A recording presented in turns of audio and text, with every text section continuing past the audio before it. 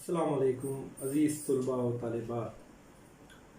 اس سے قبل کے ویڈیو یعنی لیکچر میں ہم لوگ خواجہ الطاف حسین حلی کا لکھا ہوا مرثیہ غالب پڑھ رہے تھے، اور اس بات سے بھی آپ واقف ہو گئے ہیں کہ حالی اور غالب میں استاد اور شاگرد کا رشتہ تھا۔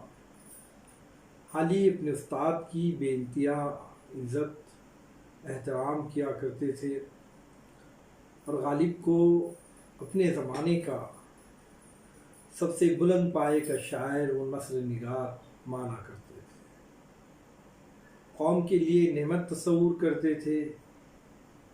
حالی کے دل میں غالب سے بے پناہ محبت تھی۔ اس اثناء میں غالب کا چلے جانا، انتقال کر جانا یقیناً حالی کے لیے ایک بہت بڑا درد تھا۔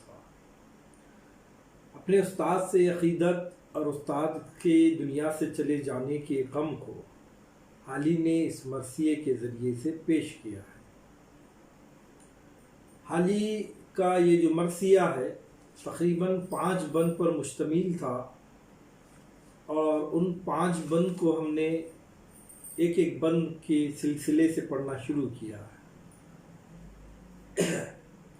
پہلا جو بند ہے اس بند میں شاعر یعنی حالی نے اپنے درد کو بیان کرنے کی کوشش کی ہے، اور اس کے ساتھ ساتھ دنیا کی بے ثباتی اور بے پائیگی کا اظہار کیا ہے، اور کہا ہے کہ دنیا جو ہے فنا ہونے والی چیز ہے، اور اس کے فنا ہوتے ہوئے رنگ کو دیکھ کر شاعر کا دل اداس ہو جاتا ہے، اور اپنے درد کو وہ بیان کرتا ہے اور کہتا ہے کہ میرا درد اتنا طویل ہے اور اتنا زیادہ ہے کہ میں اگر اس کو بیان کرتے بیٹھوں، اس کو بولوں، اس کا اظہار کروں، اس کو آپ کے سامنے پیش کروں تو اس کے لیے بہت طویل وقت لگے گا، کیونکہ وقت بہت ہی مختصر ہے۔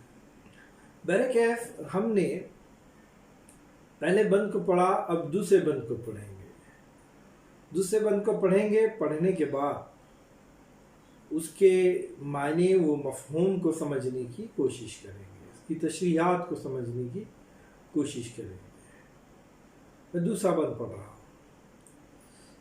جس سے دنیا نے آشنائی کی، اس سے آخر کو کج ادائی کی، تجھ پہ پھولے کوئی عبث اے عمر، تو نے کی جس سے بے وفائی کی، ہے زمانہ وفا سے بے گاما، ہاں قسم مجھ کو آشنائی کی، یہ وہ بے مہر ہے کہ ہے اس کی صلح میں چاشنی لڑائی کی، ہے یہاں حزب و وصل سے محروم، جس کو طاقت نہ ہو جدائی کی، ہے یہاں حفظ وضع سے مایوس، ہے یہاں حفظ وضع سے مایوس، جس کو عادت نہ ہو گدائی کی، خندہ گل سے بے بخاطر ہے، خندہ گل سے بے بخاطر ہے، شان ہو جس میں دل ربائی کی، جن سے کاسد سے ناروا تر ہے، جن سے کاسد سے ناروا تر ہے، خوبیاں جس میں ہو خدائی کی، بات بگڑی رہی صحیح افسوس، بات بگڑی رہی صحیح افسوس، آج خاقانی و عنائی کی، رشک عرفی وہ فقر طالب مرد، رشک عرفی وہ فقر طالب مرد، اسد اللہ خان غالب مرد، رشک عرف و فقر طالب مرد، اسد اللہ خان غالب مرد۔ اس طرح یہ بند اس مرثیے کا جو ہمارے نصاب میں شامل ہے، اس مرثیے کا، کون سا مرثیہ؟ مرثیہ غالب، اس کا یہ دوسرا بند یہاں پر تکمیل ہوتا ہے۔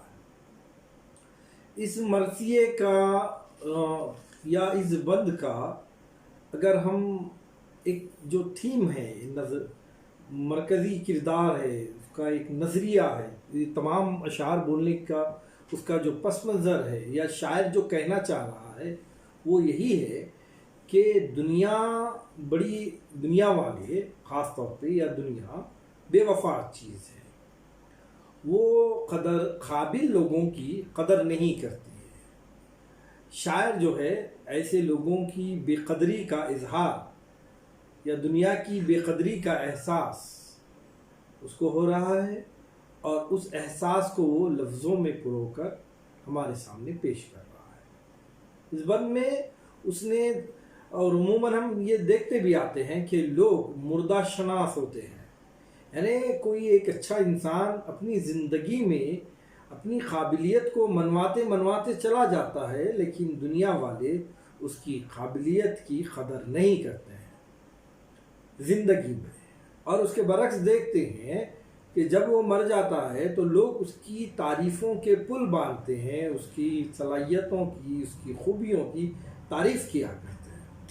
گویا وہ مردہ شناس ہے، زندگی میں تو اس کی قدر نہیں کی ہے اور مرنے کے بعد اس کی قدر کر رہے ہیں۔ غالب کو بھی یہ احساس رہا ہے، وہ زندگی بھر کہتے رہے کہ زندگی میں ان کی جس طرح کی قدر ہونا چاہیے تھا، جس طرح کی عزت و اکرام ہونا چاہیے تھا، غالب جس قدر جس قدر بلند شاعر تھا، اور اس کی جو حیثیت تھی ویسی اس کی قدر نہیں کی گئی۔ غالب کو بھی اس بات کا احساس تھا، اور اس بات کا انہوں نے اظہار بھی کیا ہے مختلف جگہوں پر کہ وہ بہت بلند پائے کے شاعر ہیں، لیکن دنیا والے ان کی قدردانی نہیں کرتے۔ بس غالب کا یہی درد، غالب کا ہی نہیں بلکہ کافی بہترین قابل باصلاحیت لوگوں کا یہ درد ہے، اور یہی درد کو حالی نے پیش کیا ہے۔ کہتے ہیں جس سے دنیا نے آشنائی کی اس سے آخر کو کچدائی کی۔ دنیا جس سے آشنا ہوتی ہے، جس کی خوبیوں سے، صلاحیتوں سے، اس کے فن سے، لیکن اس سے آشنائی تو ہوتی ہے، آخر میں کیا کرتی ہے؟ اس سے بے وفائی کرتے ہیں۔ کہ جدائی کی بے وفائی کرنے کو کہتے ہیں۔ دنیا والے آخر میں باصلاحیت لوگوں کی دنیا جو ہے قدر نہیں کرتی ہے، آشنائی کرتی ہے، اس کو جانتی ہے، پہچانتی ہے، لیکن حقیقت یہ ہے کہ وہ اسے بے وفائی کرتی ہے۔ دنیا بے وفا جگہ ہے، دل لگانے کی جگہ نہیں ہے، بالآخر دنیا چھوڑ جانی ہے۔ جس کے عشق میں یہ کائنات بنائی گئی ہیں وہ بھی تو دنیا سے پردہ فرما گئے۔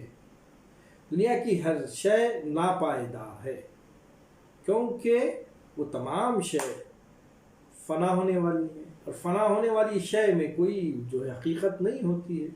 اس لیے شاعر بھی کہتا ہے کہ جس سے دنیا نے آشنائی کی اس سے آخر کو کجدائی کی۔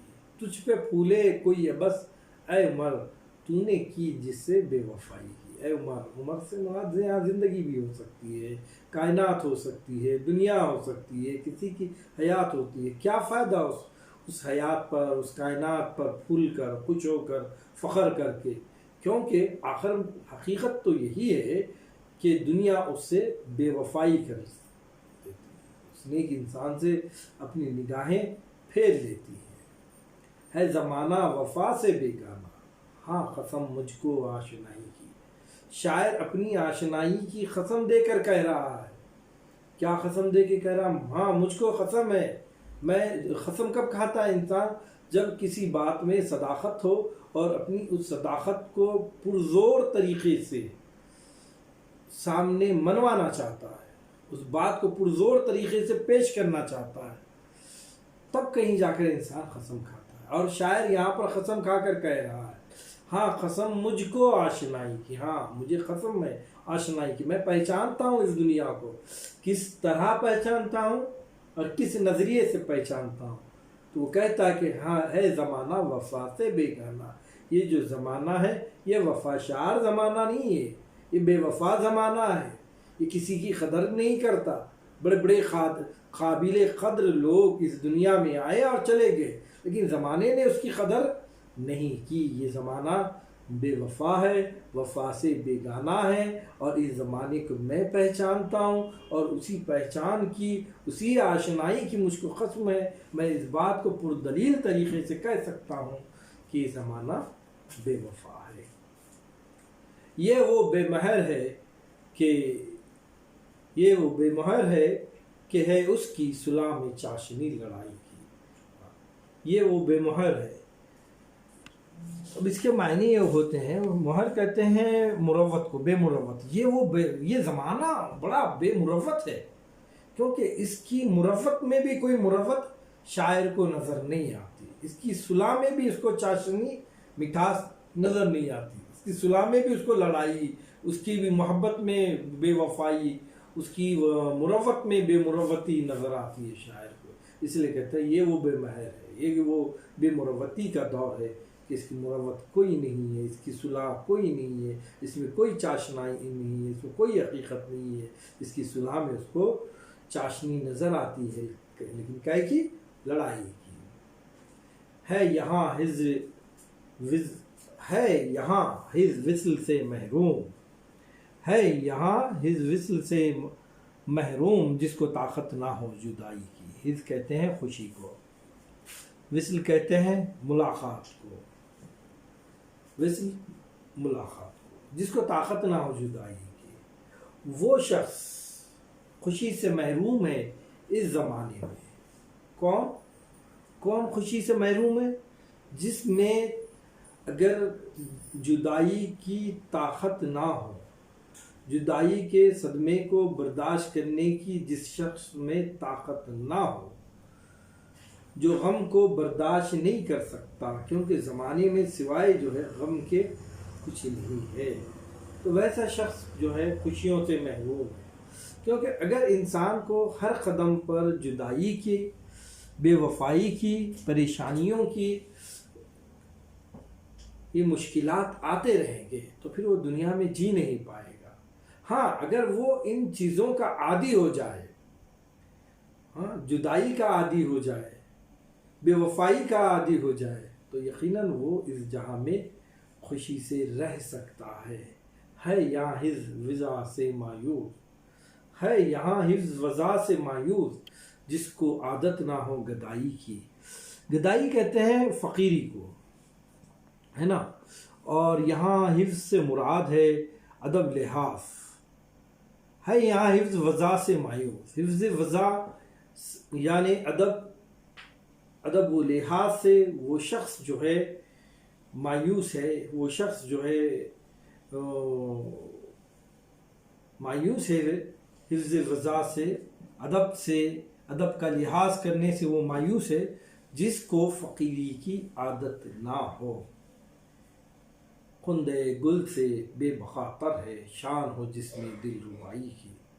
یعنی دیکھیے، ایسا شخص جو دل ربا ہے، بہت نیک ہے، بہت اچھا ہے، جس کی دل میں نیکی ہو، اچھائی ہو، سچائی ہو، ہر شخص کا پسندیدہ ہو، لیکن اس کی حیثیت اس زمانے میں ایسی ہے جیسے خندے گل کی ہے۔ یعنی خندے گل کہتے ہیں پھول کا کھلنا، گل سے مراد پھول ہے، خندہ یعنی پھول کا کھلنا۔ پھول کا کھلنا ہر انسان کو بہت پسند آتا ہے، بڑا خوش نما نظر آتا ہے پھول کا کھلنا، کھلا ہوا پھول۔ گلاب کے پھول کو ہم جب دیکھتے ہیں نا، کھلا ہوا کلی سے جب وہ پھول بنتا ہے تو وہ بڑا خوبصورت نظر آتا ہے۔ اسی خندے گل سے بے بقا تر، بقا کہتے ہیں قائم رہنے کو، بے بقا ختم ہو جانا۔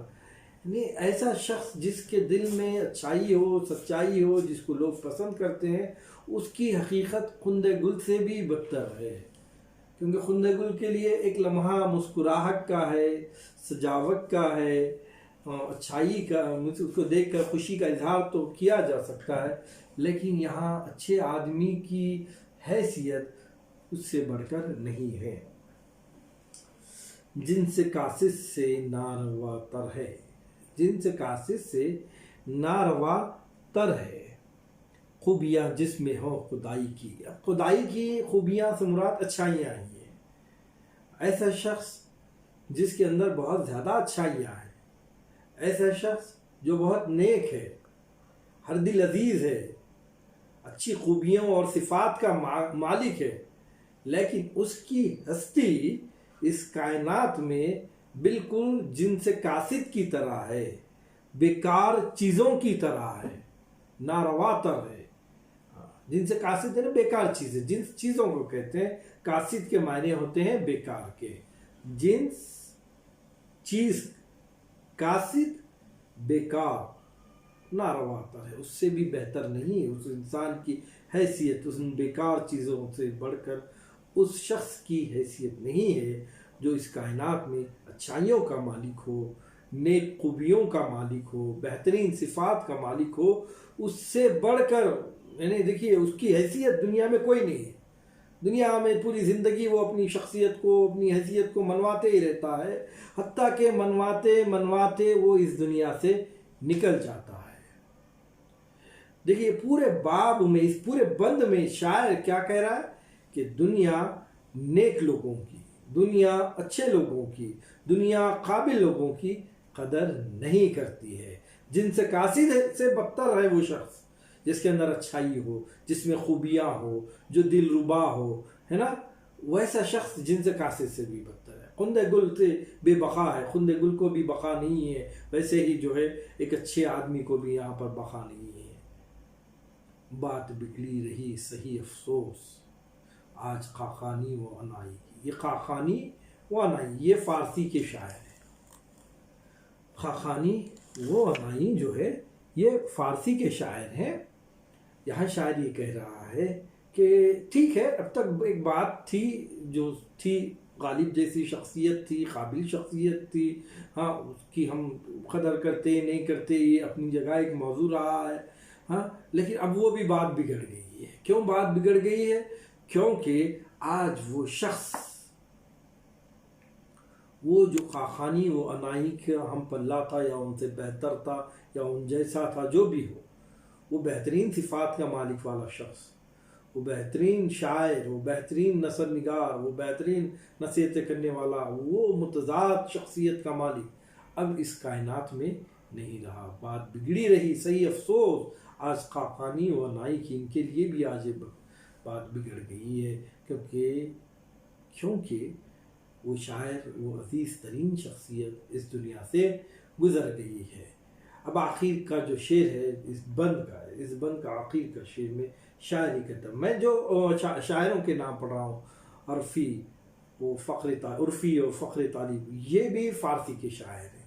اور ایک بات یہ ہے کہ یہ وہ شاعر ہیں جن کا اپنا نام ہے فارسی زبان میں، فارسی شاعری میں، فارسی کے بلند پایہ شاعر ہیں یہ لوگ۔ اور اردو کو نسبت ویسے فارسی سے رہی ہے، غالب کو بھی نسبت فارسی سے رہی ہے، بلکہ وہ اپنا ابتدائی کلام بھی جو ہے فارسی میں ہی کہا کرتے تھے، لیکن بات یہ تھی کہ سامعین کی تعداد انہیں بڑی کم ملتی تھی۔